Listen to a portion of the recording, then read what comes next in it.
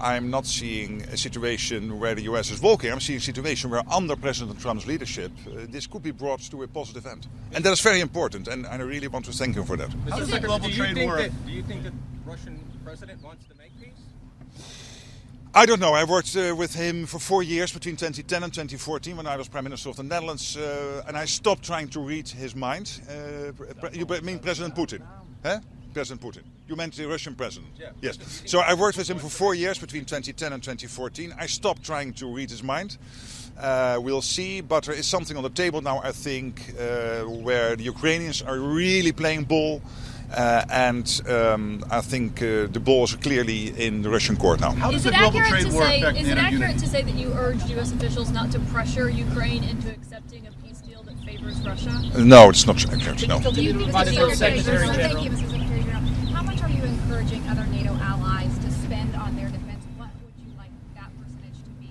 Yes, it has to be considerably higher than this famous 2%, which we wanted to achieve by 2024. We have seen the last couple of days countries like Belgium and Spain and Italy saying we will reach the 2% in time for the summit. So that's not 2024, but close. But clearly with 2% we cannot defend NATO territory. It has to be considerably higher. And I've said before, it has to be considerably north of 3%. And this is based not on an assumption, but based on careful planning. We know exactly which capabilities we need to reach. We know the gaps there are to keep NATO territory safe. And the good thing is that by spending so much more on the Canadian-European side, we will equalize with what the US is paying on its defense. And that means that with Trump 45, what we have seen is now hundreds of billions, now in total 700 billion spent more on defense on aggregate. But this will indeed bring in not billions, but trillions more for the coming years. Did the President...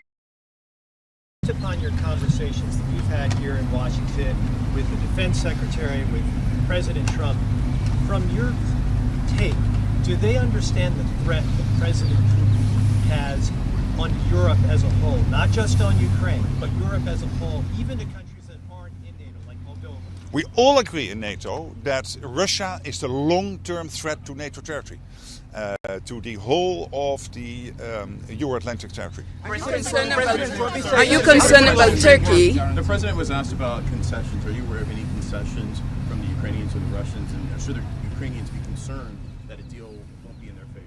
Well, you know, when you are in peace talks, somehow you have to negotiate. But I think I'm not helping a successful conclusion of these talks. And I really believe that some huge steps have been taken over the last couple of days. And the London meeting yesterday was successful. But I don't think it helps if I start to comment on itsy-bitsy bits of it. It doesn't work, so I'm not going to do that. Are you concerned about Turkey and Syria? Madam. What's your message to the president when it comes to Crimea in terms of Ukraine keeping that or not? What was your message to the president? Again, these talks are ongoing. It doesn't work, and it doesn't help if I'm going to comment on every aspect of talks and what might be on the table or not. So I don't want to do that.